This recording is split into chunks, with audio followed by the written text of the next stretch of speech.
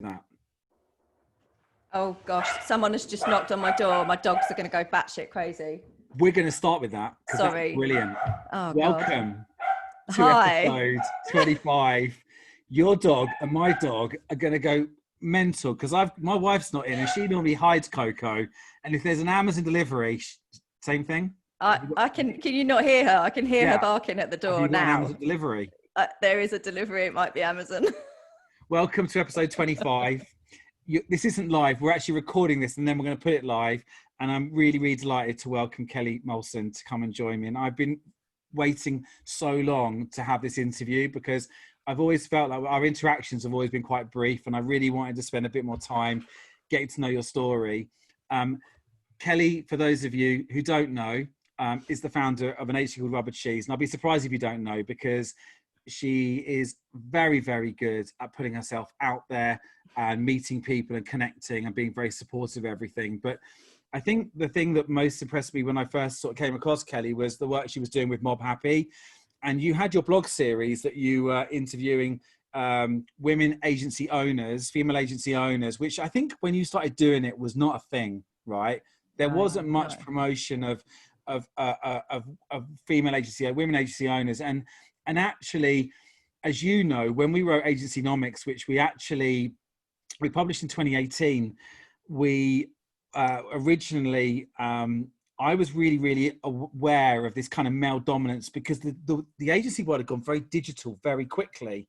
And where the PR agencies were all very sort of women, female dominant agencies, the digital ones were very male centric, a lot of technology people.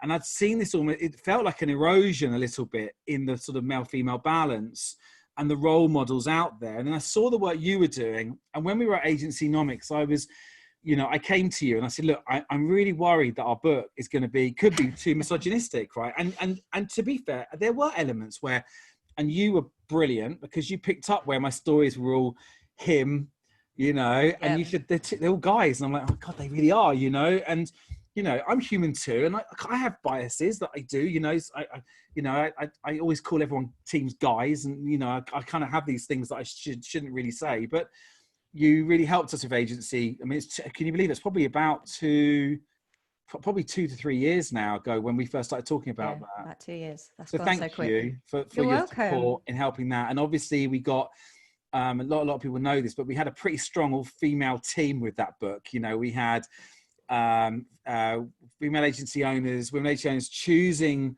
the logo, the branding, proofreading, copywriting, illustrating that book, so that Pete and I weren't another two, middle-aged white guys writing a book, and it had biases. And I don't think people really know that, but we put a lot of effort into making sure. And I think half of that's probably why we sold more than 50 copies, because that's all we thought we would sell. So how many did you sell in the end? 7,000. Gosh. Which we're really, apparently everyone says 4,000 is a good business book. So anyway, I just wanted to say thank you to start with, because you have been very supportive, and I also love everything you did. Tell me a little bit about your background, where you started, because I think you started out as a designer, right? Yeah, I was a graphic designer. I was a trained graphic designer. I think I made the decision quite early on to just not work anywhere for very long, which I don't know if it was a good decision at the time, but I think I just wanted to try out all the different elements of graphic design and move around a little bit. So I started to work. My first job out of college was in a print studio, and I did a little bit of artwork here, and I didn't do that much Mac work, but I worked on things like Jurassic Park came out while I was working there. So I got to work on the kind of a little bit of artwork in for those posters. They printed big kind of tube posters and the T-sides that you see on buses. And it was my first kind of studio experience. And it was quite hands-on as well as a little bit of kind of digital work. And I quite liked that. I think I was looking for somewhere where I could do something that was a bit tangible.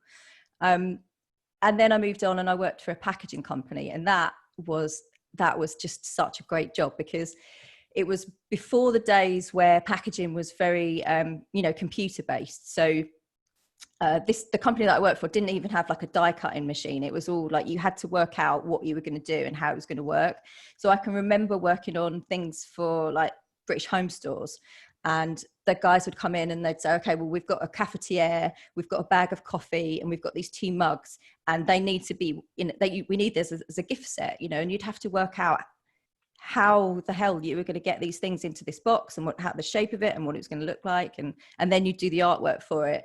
And I loved that. I can remember working on a box that was like a confectionery packaging, so it was like a square box that a chocolate went in, but then the handle of it was like a flamingo's head, and so this box was kind of like like a pink flamingo, and I'm pretty sure it was for Richard Branson's daughter's birthday party. It was just really random.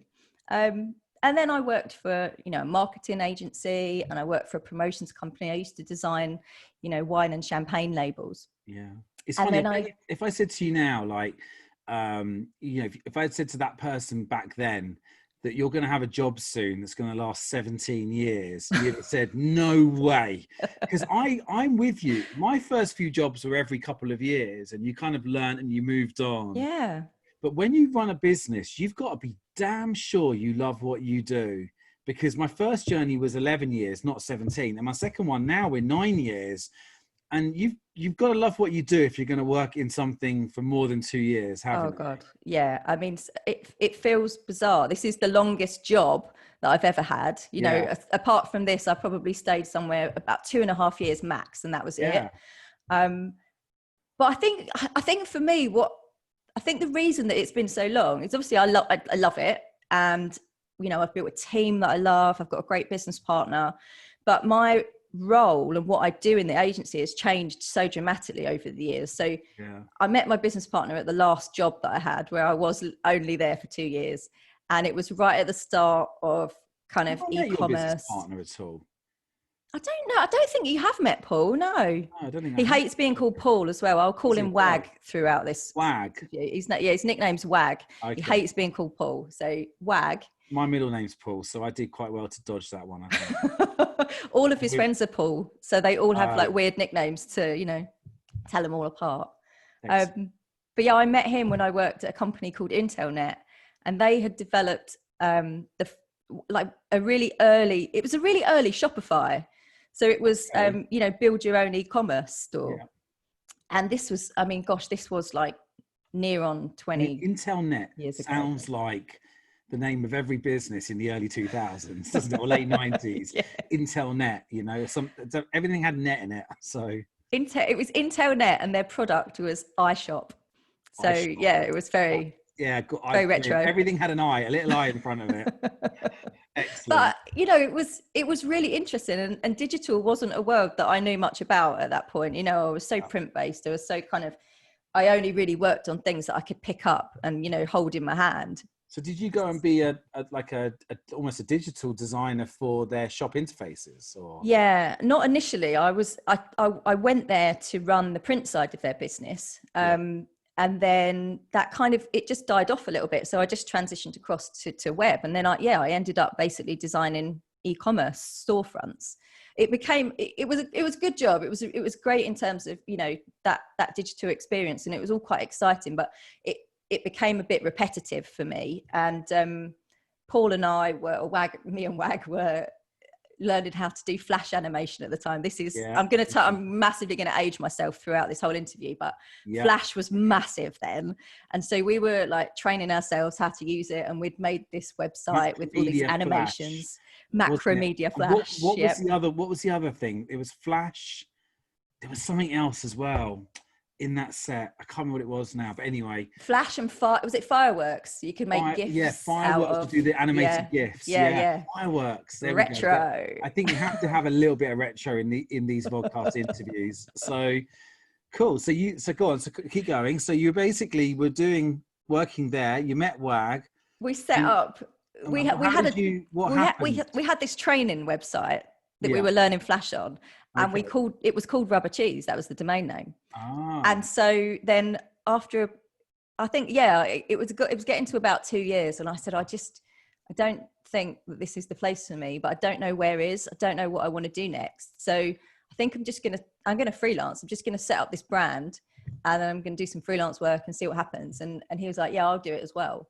And then essentially we just took the Rubber Cheese website, and that was it. That was our company. We didn't question that it was a weird name or that it didn't mean anything. Yeah. And you started like in 2003. And I remember I know that actually weirdly, because there was a bit of a downturn around that time, but then 2003 BT suddenly, that was the year when suddenly they sorted broadband out, and ADSL had come out, and actually all of a sudden the internet started to grow, because it had been quite difficult, the internet business, before that point. But when you set up, what was the original positioning? What were you going to do? Was it literally just doing flash animations? And no, not at all. I think because we'd worked in digital for 2 years, it was really odd. Because we'd done the same thing in digital for 2 years, we resisted any kind of digital work whatsoever. So we went back to graphic design roots. Okay, we did a lot of illustrative work. We did a lot of, graphic design, pure design, marketing. And actually the illustrative work, we did lots and lots and lots of that, like icon work, illustrations, even like cartoon kind of stuff. We just steered completely away from digital, probably for about 2 years. But I think what happened is we were really lucky. So when we knew what we were going to do, I said, right, I'm going to send an email out to all of the contacts that I've got, just letting them know what we're going to do. And a friend of mine from school had recently reconnected with me, again, retro, on Friends Reunited. Oh yeah, Friends Reunited. Do you know, it's a bit of a home, isn't it? I have a good story about them, which I'll tell you in a minute. But cut long story short, their design was my design. They stole it. No. Yeah. Anyway, tell me your story first. I'll tell you about them after. Oh, rogue. They closed down now, so lawyers can't come after me. It's fine. So my friend Glenn from school had contacted me through it. And so we'd connected, and I just sent out this mass email saying, hey, this is what we're doing. Anyone got any work? Help. Out of interest, how many people do you think you messaged back then? Because I remember I only had 25 people in my contact list. Yeah, not many. In 1999. Because it's not like now with LinkedIn, you can have 5,000, right? It's easily. Yeah. Actually, like, how many people do you think you messaged out when you started? Honestly, probably about 20. Yeah. I barely knew anyone that had email addresses. So yeah, probably about 20. But out of that 20, Glenn got in touch and said, oh, actually, I'm working for this architect's firm. We need a designer to come in on us with a pitch for Tesco's. And I was like, yeah, I'll do it. Great. Didn't have a clue what it was. And it turned out that Tesco's had bought a load of one-stop shop stores. They were converting them into Tesco stores.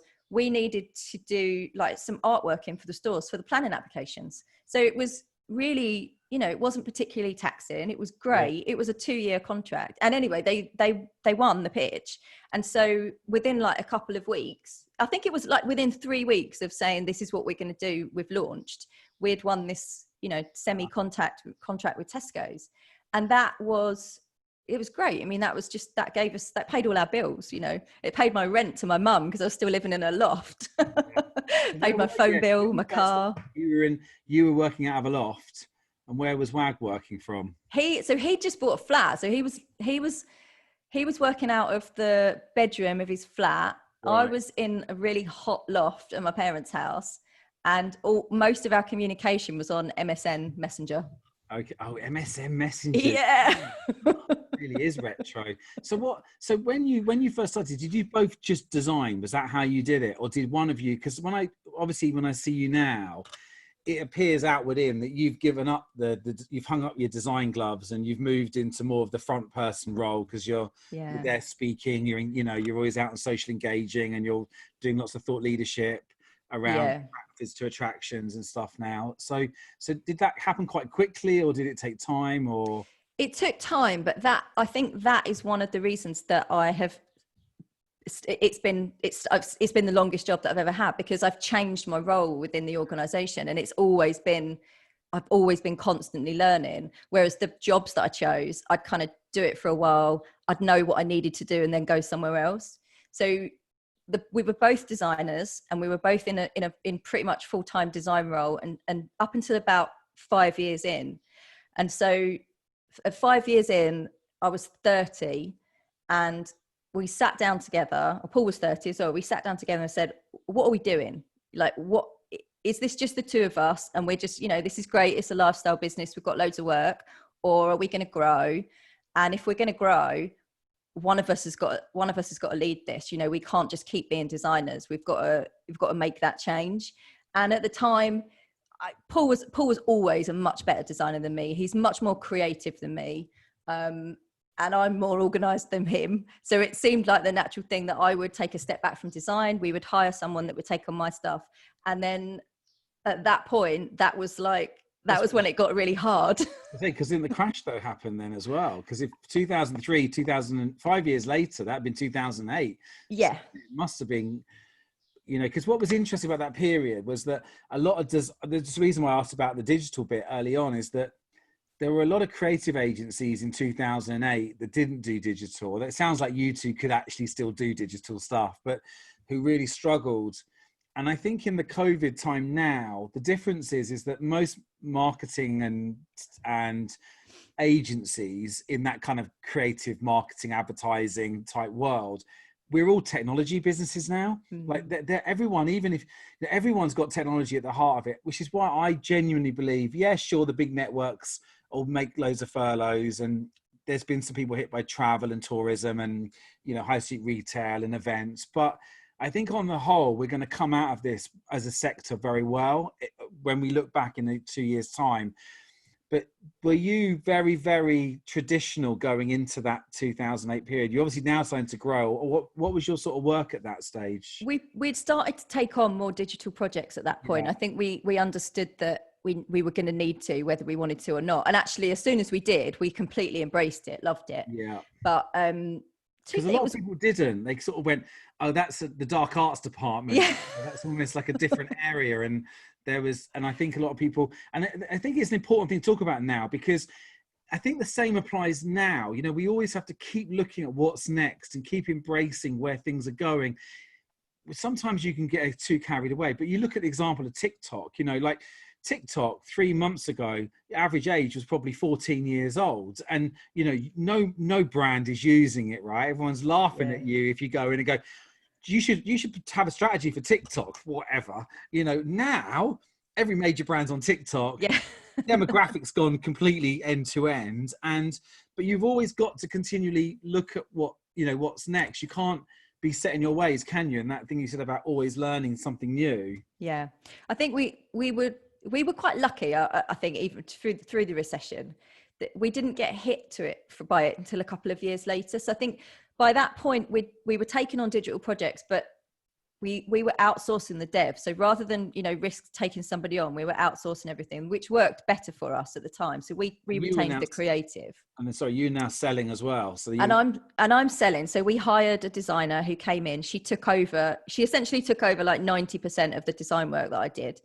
And I still had a tiny little hand in a couple of things. But then at that point, I learned a lot about spreadsheets, and I learned a lot about networking and just stuff. Yeah. And it was really hard because, we talked about it earlier. There wasn't support for agencies like there is now. And actually, back then, it was so competitive. No agencies would talk to you. So you didn't have that peer group. You didn't have that, you didn't have people where you could just go, I don't know how to do this. How do I do this? What's the best approach to do? What process should I use? None of that, And so I think the only support at that point that I had was Business Link. Again, Business Link. I know. And so I really struggled. I struggled hugely for about 2 years, I think. And it's interesting. It made me feel quite resentful to Paul. Same sort of like 90-year-old. I had this 90-year-old guy who apparently was a business expert. And literally, I'm in a shed in my mum's back garden, right, year one. And he went, right, I think you should sell to the NHS. And I was thinking, all right. Purple shed in my mum's back garden. The NHS are not going to work with me ever. I was like, that's the only advice he could give me. You know? Anyway. Maybe we had the same one because I just feel like the people that were helping us didn't really know anything about running a business, certainly not an agency. Is, you know, there are you know, very subtle differences. I want to interrupt your story so far because one of the posts that I did last week was around, and actually, funny, I don't know if you probably did see it, but it got a lot of traction. I just said, look, if you're being made redundant, and you're thinking of starting an agency because you've been incredible, like, just book a call with me and I'll help you if I can, and I'll try and give you a chance of surviving, you know, like, or give you more of a chance.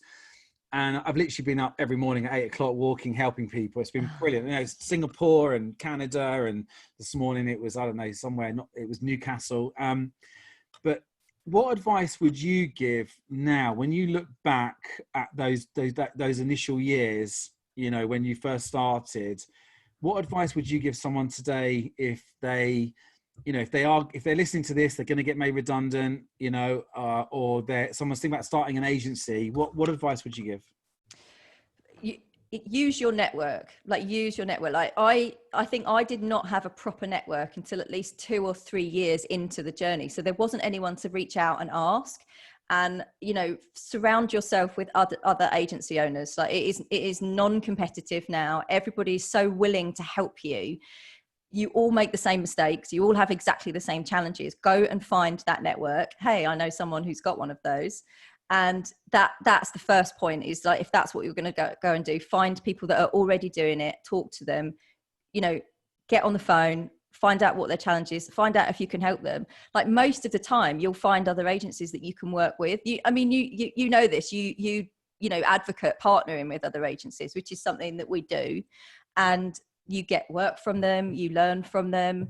So that is the biggest piece of advice that I could possibly offer. And that is just looking back on how few people we had to speak to at that point, you know, like literally nobody. And we made so many mistakes. Yeah, I think it's great advice. And I think, you know, when I think back to when I started, I didn't really, you know, ever think about talking to competitors because it kind of wasn't a thing you did. And it wasn't until, weirdly, you know, and I had, you know, back in sort of 2006, I actually had digital agency founders that I'd met and become friends with, so competitors who I reckon were at the beginning of that new journey where they were saying, we haven't got a clue how to build a digital agency. This is like brand new. Like, what do we do? And we're going, I don't know. What do you do? And we would share those ideas because we weren't so worried about maybe it being competitive like maybe the ads guys or marketing guys had been. And so, you know, the truth is, when I look back, you know, those early years of me finding agencies a little bit bigger than me and getting them to telling me what's going to happen to my agency next, you know, I you know, told the story before, but it was quite, you know, useful to have that support system. And I think, as you rightly said, today the ecosystem's incredible because you've got every agency being a different size, which means big agencies will refer work to small agencies. Small agencies won't win bigger bits of business because they won't get through procurement. So they'll pass the business back to a big agency. Everyone's in a different geography, a different sector. There's nuances around your services. So actually it's very rare that you ever meet two people that are directly competitors. And even when they are, I've seen people pass £1 million deals between two direct competitors. So, you know, I think it's really great advice. I think it's, you know, go out there, and it's a starting point, right? There's a lot more stuff you can do, but it's a good place to start. So yeah, definitely. Good. And by the way, let me tell you the Friends Reunited story before I forget.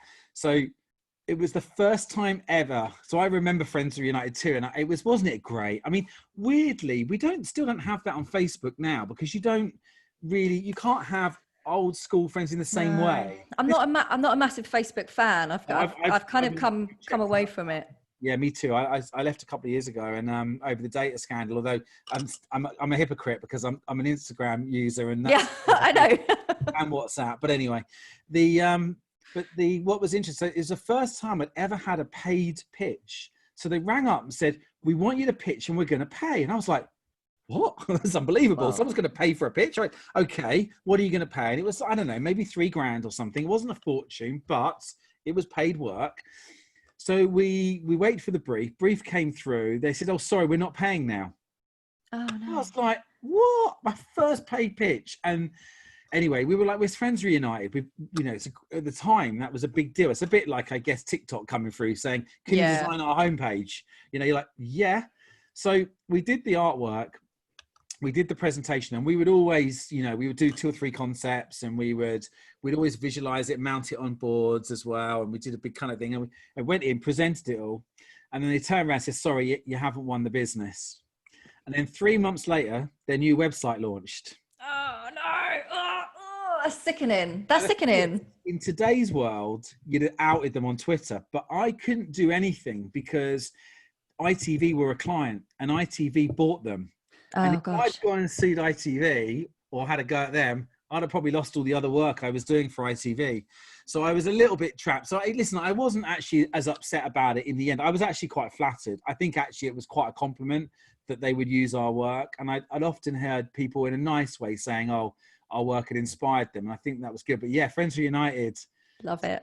I know, it's most of my claim to fame. Good story. So around 2008 now, you've become this front person. You've had to learn about spreadsheets and finance or whatever else, and you're trying to sell probably. I don't know. Yeah. What's Wag doing? Is Wag running the studio? Yeah. So he's got the studio, making sure everyone's getting the work done, and you've done that. I think that's really nice that you two managed to solve that between you as well. Like, because sometimes it's quite hard for partners to find that difference, and it's the natural fit for us both. I think Paul is not. I'm really happy as a slightly oversharer. No, it's a Paul once. Yeah, but I do it. I do it when when I feel like I'm in a formal situation. It's really annoying. Okay. So he formal here. I don't know. It's because I've got interview in my head, so it feels formal. He is not he's just not interested in putting himself kind of in the spotlight, and it hasn't always been massively comfortable for me, but I've got more and more used to it over the time. And I know that it's important. I know that, you know, it's important for driving, you know, leads and referrals, but it's also, you know, it's important for personal brand and the things that brings the agency as well. But he is much more comfortable to not be in the spotlight, but he does brilliant things keeping the studio running. And he's, like I said, he's a brilliant creative director. So it was always the more natural role for him. So on your LinkedIn profile, it says in 2013 you became a public speaker. So somewhere in those years, you've suddenly got brave. I mean, I'm guessing you may have already done speaking from an early stage, but you've obviously realised speaking was important. Yeah, it was so uncomfortable for me to start with. I've told this story before, but I got asked to speak at the British Library for it was like a startup event, and they asked me to come in and share the story of how we'd started and where we were at now and that journey. And I was like, oh, this would be great. I'd love to. I really like giving back. I'm like happy to talk about it because I'm talking about us as well. It's really easy. It'll be natural. I just had a complete and utter meltdown. I was really anxious, really panicky about it. Yeah. And I called my friend. So my friend Andy Lapata, he's a professional speaker.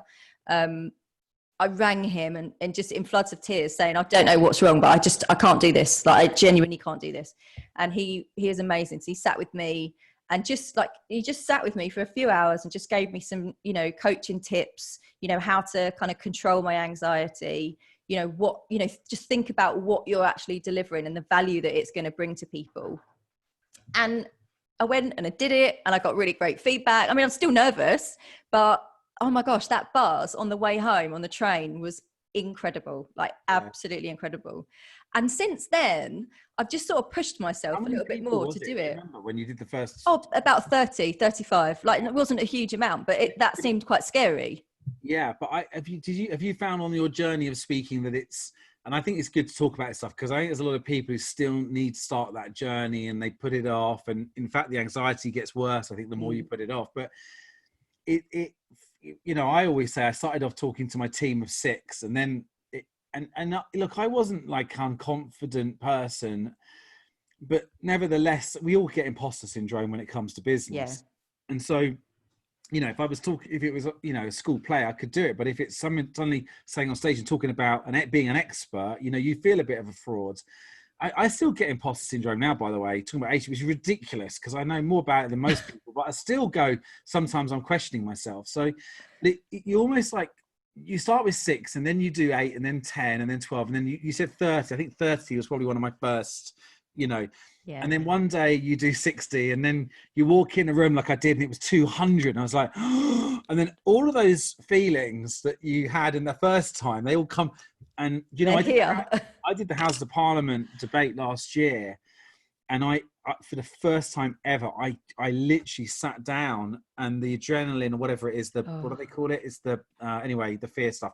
It literally went up and there was no water on the table and I choked and I was like, and I was like, I almost had a panic attack. And I literally, someone had just handed a bottle of water at that moment, drank it and was like, oh God, and anyway, the weird thing is I was that close, I think, for the first time ever. A House of Parliament, very intimidating. Oh gosh, yeah. But I mean, now what a setting. I've done that, I could do anything. Do you know what I mean? Like, so it sounds stupid, but I think if you've got a fear of this stuff, just find one person, speak to them, then find 2, then find, do you know what I mean? Build it slowly. I think people go, oh, I can't talk to loads of people. Well, don't start with loads of people.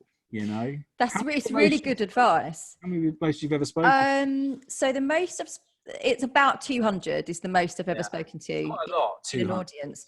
But it doesn't feel like it anymore. Like, because I've kind of learned one of the tips that. 1,000 though. Oh no, that's too hard to even contemplate. But Andy gave me a really good tip, was like, don't think about how many people are in the room, just connect with 1 or 2. So any time that I'm speaking, regardless of the size of audience, I just kind of see a couple of people, and it might be someone I know, it might be a complete stranger, but I'll talk to them rather than talk to everybody, and then it feels less scary because you kind of, in your mind, you're saying, well, I'm just talking to this person, I'm just sharing my knowledge with this person, and that feels easier for me. Yeah, that's a great tip from him. I think that's, very, very good. And it's been quite difficult. I did 300 on Zoom recently, and you can't see anyone. You can't pick the 2 or 3 people. You can't see if everyone's really bored or like, they disagree with you. Because at least when you're talking, if you see those 3 people, you can change a little bit, or you can hedge a bit more, and you can do things. Yeah. It's hard now. Not seeing people, but easier in other ways, So when you sat down and you agreed the roles, did you both have the same vision for the business where you were going to take it at that point? You said that you were, you and Wags basically got together and went, right, here's where we're going to go. Did you have how did that look? Did you agree? Yeah, we did. Where are your offices? They're in Cambridge or just outside? No, so the main office is in Sawbridgeworth in Hertfordshire, so it's near like Stansted Airport. Okay, and I live around there. Yeah, and then and then we have got like so my good friend Sue of Sukio, she has a great central Cambridge office, and we kind of use that as our base as well. Our office caught fire, didn't it? It was the building next door. The building next door. Gosh, that was really scary. Yeah, I like Sue. She's great. Typos. It's her thing, right? You can't get away with anything with Sue. She's good. Great. I like her. She's very, very good. I'd like to get on here actually at some stage. Oh, you should. But that's a really good example of, agencies working together as well. Yeah. We support each other. We talk a lot, the whole way through lockdown. We've been checking in, just seeing how things are going, referring work to each other, So having her has been amazing. So we're, Hertfordshire, Cambridge based. I didn't realise Hertfordshire went up that high. So you're kind of west of Stansted. Yeah, that's that bit there. It's really weird. So Sawbridgeworth, the only reason anyone knows Sawbridgeworth is because it's where Beckenham Palace was. Okay. But it's this weird little bit that kind of juts out, and it's sandwiched between Stansted and Harlow. Yeah. It was always the central point to where everyone lived of the team, so it just became quite natural. But it's nice, the office is on the river, it's got antiques places around it. It is a nice setting, and it's we're straight into London on the train. We're right next to the train station. So, but location doesn't make any difference, does it? No, I mean, I wanted to talk to you about that today, because that's also been kind of my big thing on my mind at the moment is, post-COVID. So the first thing I sort of would say is that I've always noticed that regional agencies, so like you guys, And like me, I was based in Hampshire, right? So I've never been a massive London advocate. But having said that, if you read the book and I always say it helps if you've got an office in London, because 33% of businesses, 35% of businesses are based in London and the Southeast. But actually, I think that's going to change post-COVID. I genuinely think as people work more from home, I've already noticed a trend of my friends moving out of London, a lot of them, and the houses around here in Hampshire have started to sell quite quickly. I don't know if that's just a small amount of people, but if that's the case, if marketing managers that work in London or your target audience are now retreating back out and they'll commute in when they have to because they're allowed to work flexibly, now they're allowed to, whereas a lot of businesses wouldn't allow that before, maybe there'll be a better redistribution of activity and wealth, and and people using more agencies all around the UK. Because whilst I think it hasn't really mattered, I think there has been times when it has mattered. Like I've seen people lose business because they weren't in London. In fact, I got asked for an agency last week and they said, can we have 3 agencies that do this type of work in London? Oh, right. So some people, and by the way, when I was in Hampshire, I wasn't until I sold my bit. You probably don't realize this, by the way, but the sector you work in isn't all based in London. So maybe you notice that more, right? Visitor attractions are geographically spread, so it doesn't matter. But I met a guy who basically told me I lost a pitch. And when I met him after I sold the business, I bumped into him in Kew Gardens, of all weird places. And he said, "Oh, I always felt really bad because I told you lost the pitch because of X." He said, "Actually, it's because you weren't based in London. But I always wanted to tell you the truth." And so I've always had a little bit of, what's the word? I mean, a little bit of annoyance around the whole centralisation of sometimes decision-making around London being very, a bit biased. But what I would say is I do think it's going to change now. I think post-COVID, every sector, I mean, I'm sure even your sector now, probably before you'd go and meet them, and now they're probably using video chat. I bet they're using Zoom. Did they use Zoom before, your clients? No, not really. Not really. I bet they all will now. And you'll cut down on your transport, which would be better for the environment. You'll probably get to speak to them more often. You'll still want to go and see them, of course, because that's relationships and people. But I think generally that's going to happen a lot more around the country. What do you think? Yeah, I think you're right. I think it's weird. I don't think we've ever been given the feedback that we've lost a pitch because of location. And like you say, the sectors that we work in, they're all up and down the country. I mean, we've got clients from Plymouth all the way up to Scotland and in between. Yeah, it's never in that sector. It hasn't really ever made that much of a difference. I think Cambridge is quite different. Cambridge is very Cambridge centric. Yep. So that was one of the reasons we started to win more clients within that, that area. And I lived there at the time as well. And so having an office there was a very strategic thing to do. But the rest of the clients, no, I don't think it's really made that much difference. It's good you're saying that, because I think that just goes to show it's not a foregone thing. It's like, obviously, if you are in certain sectors, those clients, if you're, I don't know, pick an example. If you're Marwell Zoo, you're not, I say that one because it's near where I live.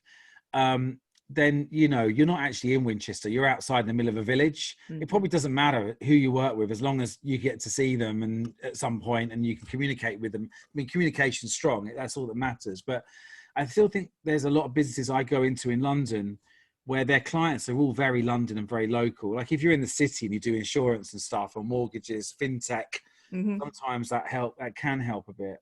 But listen, maybe it's not a thing, but how do you think things will change for you? Well, first of all, let's talk about how did COVID, I mean, you must have been in one of the toughest situations, right? Because like if you're in the airline, the travel, the event, the visitor attraction business, like anything that's kind of leisure, right? Leisure and kind of, the pubs and the restaurants. And I've got friends who focus in those areas who lost every client.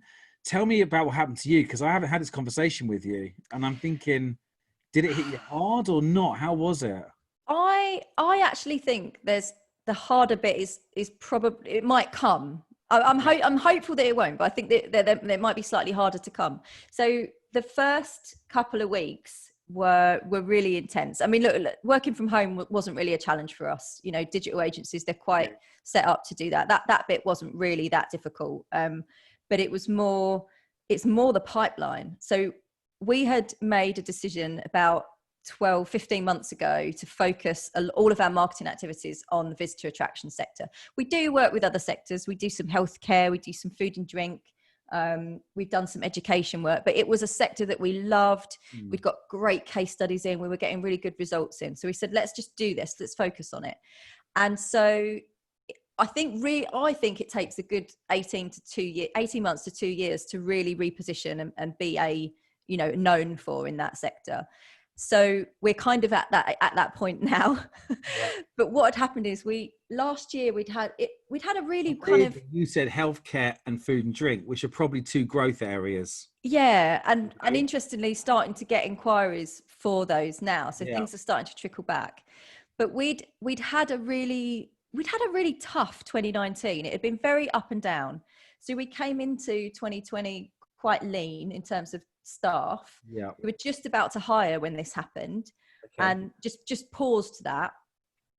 But we only had one project that we were working on pause.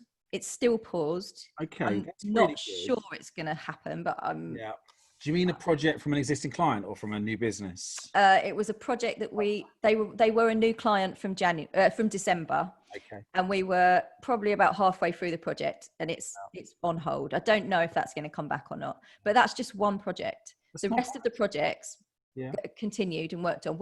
I'll be honest, we won 3 really big projects outside of that sector just before lockdown. So, that's been a godsend. So that kept you going through the period. Yeah. So in the meantime, when it's been tougher with the pipeline, now you're saying it's almost like it could be now that it gets harder. So we've got those projects.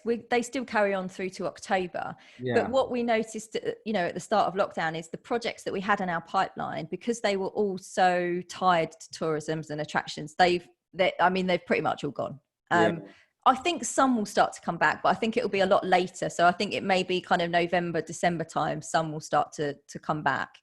But I just think it's now is the really hard work for us, because we're trying to drive leads and we're trying to build that pipeline back up, and it's working. It's nowhere near where it was. How did you change through that period? Did you find that the whole COVID, the fear thing of this, did it change the way you work? Did you suddenly go into survival mode and sort of go, right, we've got to, because I noticed that with a lot of agency owners, they almost went into this kind of, it was actually brought out, I could be quite hard on people about cruising too much and stuff in their agencies and just being a bit too laid back. Sometimes I can be a bit hard on people, but people want me to hold them to account. But I didn't need to do anything. When COVID happened, everyone I worked with started going up 2 gears. And I was like, this is what you should be doing all the time. Telling them. But it's really fascinating actually how, people, the fear is not, I have said this before on the show, but it's not only about the target of where you're going. It's the fear as well combined. Like I've always had this fear of failure, and that's what keeps me going. But it also and having a goal. But because I think I've noticed more content from you around visitor attraction. Like you seem to have pushed out more content in the last 4 months or so. Is that right? Or is that definitely. Show me. No, definitely have. I think I like you. I think I really thrive on pressure. So I feel like I was really performing at my best those first 2 or 3 weeks. Like I had so much to do. I was really driven. I probably wasn't sleeping very much, but I felt really productive. I'd really took it up. But we did have the luxury, and I don't want to belittle the situation at all, but we really had the luxury of, we knew that we'd got work until October. Like we were really solid with those projects. So my team allowed me to have the time and the focus to do that, because they just got on with what they needed to do. But I went into kind of like almost survival mode, I guess.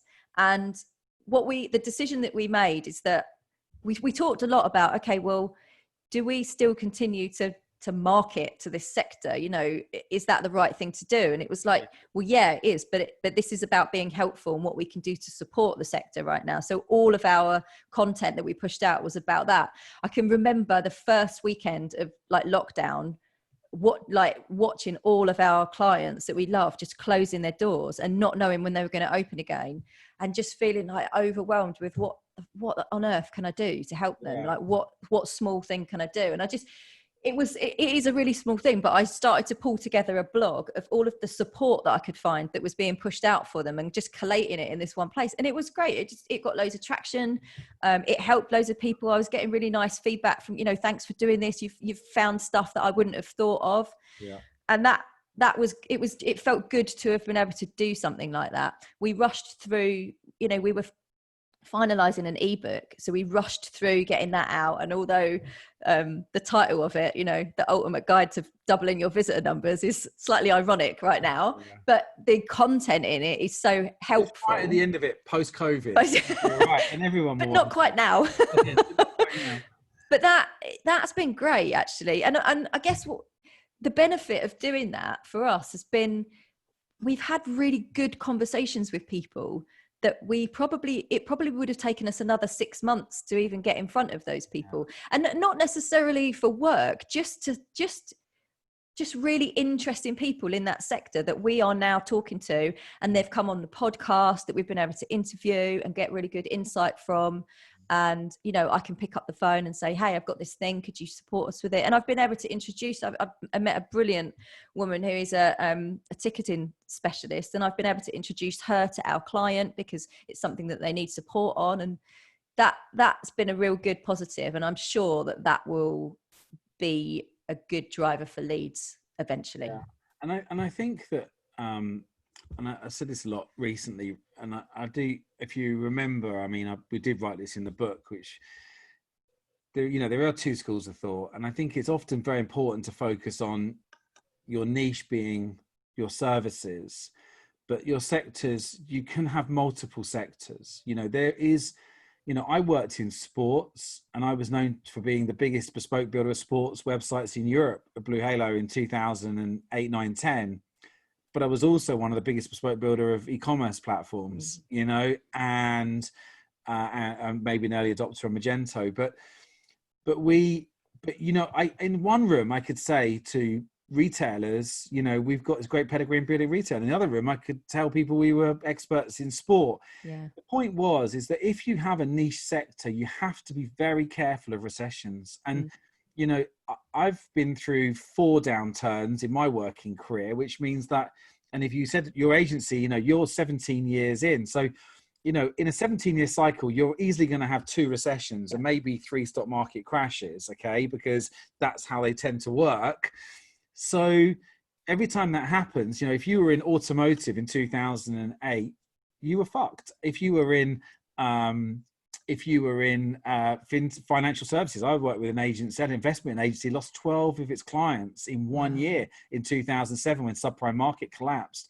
So I think it's important for always, you know, like, it's interesting you say about the visitor attraction, and then obviously healthcare. What was the other one? Oh, food and drink. In recessions, like food and drink is always a growth area, and supermarkets, people stay in more. They, you know, they buy their own drink, and so interesting. I think that, you know, when you focus, it's right, people know clearer what you do, but you've got to think about the periphery things sometimes, the areas that you know could still grow. And anyway, it's interesting you say that about the services, because that happens to us quite a lot. Even though all of our marketing has been focused on attractions, we get a lot of inquiries about booking. So it's not the sector, it's the thing that we do. So that's clever. I like well, actually, I say it's clever, it wasn't strategic. It just happened. But the booking is portable, right? To any or you know, and even membership and visitor attraction. You know, there was always sort of certain crossovers, but I just say to people, be careful, because I just seen it too many times. And it's happened to me in my early career when I was in the clothes market, when retail went into recession. I had 800 clients. I lost 400 clients in one quarter in the 93 EMU, whatever it was, crash. That was a nightmare, right? And so, I mean, they survived that, but it was I guess the point here is I think there's a lesson to be learned come out of COVID, which is be careful of your sector niche, because every sector's have boom and they all have shrinking and stuff like that. So it sounds like though you had great forward booking, which I had a couple of clients who had really good forward bookings, some who got loads of stuff paused because they were marketing straight away on retainers. And so what do you feel? What are your feelings about next year? What do you think when you look ahead now? Do you know what? I actually feel really calm about it, because I think we've done and we are doing everything that we can. Yeah. And the way that I look back at it is honestly, last year was the toughest year that we've had since 2000. And we got hit with a recession in 2010. So the tail end of it. Yeah. Last year was the toughest year that we've had since then. And we got through that. And I took things very personally last year when things weren't going well. And I was like, gosh, I am rubbish at this. I'm really rubbish at this. What am I doing wrong? And there wasn't one thing that went wrong. That was just a accumulation of so many different things. So this year I feel very differently about things. And I think we'll be okay. And, if we don't, gosh, it was a global pandemic. It's no one's fault, it's fine. It's worse. Who cares about Brexit anymore? I mean, geez, Brexit's little league compared with this, right? I know. I'm feeling positive.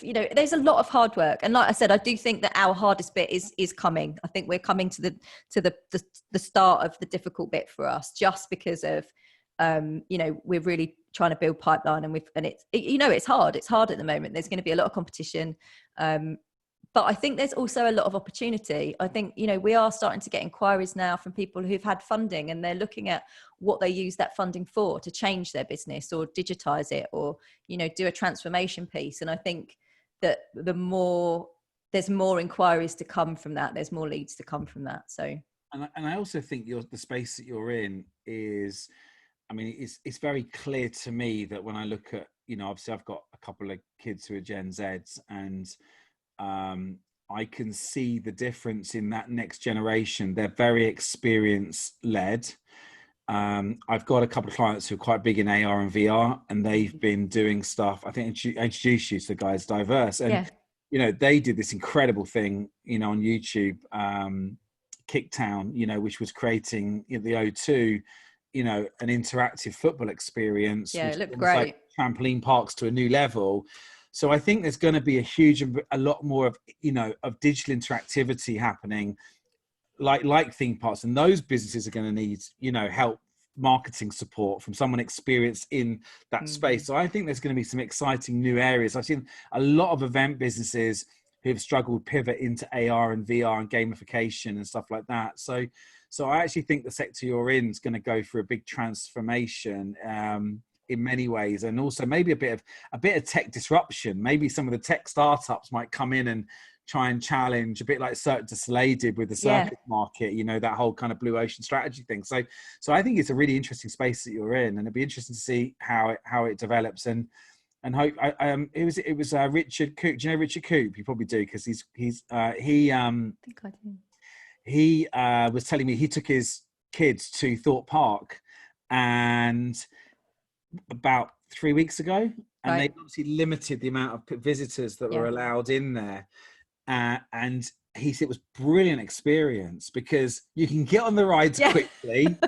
It's a bit like, I don't know if you've eaten out much recently, but the restaurants, you get served really quickly because there's less people eating. There's more, it's quite funny. They've all got better, like last night in the pub, I can scan the barcode, order from the menu.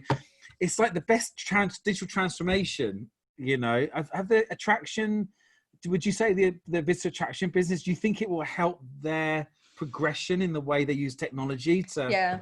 I think it will. Yeah, I think it will. I mean, some of the conversations that I'm seeing and having are, they're forced to make change in the way that they do things. One of our clients has never had to think about timed bookings before. And, we've been talking to them, and we're working on a piece for them at the moment, because actually the system they use doesn't offer that either. So there is things that they're being forced into doing that they have to be compliant, and they have to do to make their operations, effective. But I think it will, Yeah, I think it's going to make a big difference. Like you say, I think there is a lot of opportunity for things.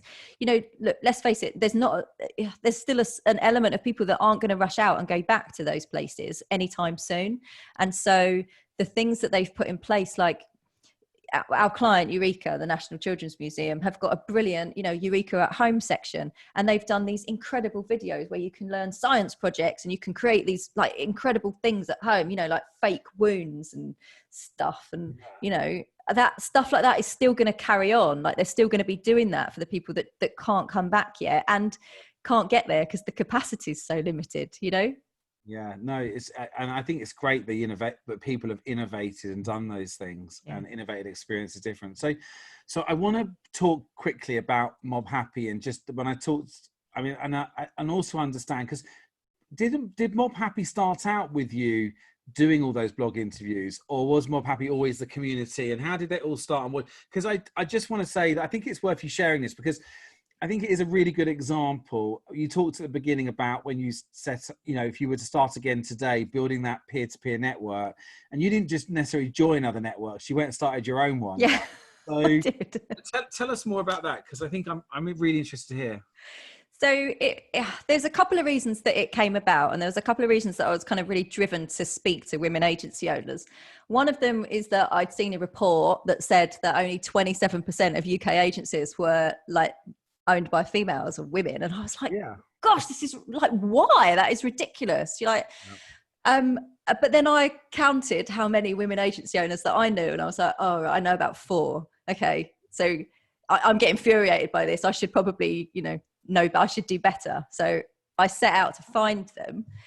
But on the other hand as well, there was some things that I was going through in my personal life that I didn't really have anyone to talk to about. And it wasn't that I was trying to find a support network. It was just, I wanted to speak to other agency owners that were in exactly the same position as me work-wise, juggling lots of things, lots of pressure, and maybe knew about this other stuff that I was kind of having to go through at the same time. And there wasn't anywhere, let's face it, it's getting much better, but a lot of agency events are, pretty male dominated. Yeah. The things that I was going to talk about, I probably was going to make everyone on that table, 8 or 10 men, feel very uncomfortable about. I needed to find a space for me to be able to talk about stuff. So it was kind of, if you can't find a network, then make one. And you're right, because you need the empathy of people like you, that are going through situations, and and whether you're male or female, whatever, it's like, you need that empathy. And I do agree with you. I've always tried my best to, if you probably see our events, like, I think generally we get our balance as best we can, but we can't control attendees. We can try and do our best to be better, and we do. I get a bit mad because I was going to ban the community, anyone coming to the community, if it wasn't parity. That my original plan was, it's going to be parity until the female male split is equal. I'm not going to let any more men in. A bit like when you went to a nightclub in the 80s. Your name's not down.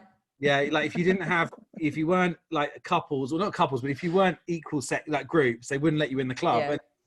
But the reality is, I tried my best, but it was just so hard I can't change the now, but what we can do is try and change the future, and and I think the truth is that when you look at pre-COVID agencies, there are about 5 or 6 big challenges in the agency market, right? And one of those, or 2 of those, one of them one main one is diversity, okay?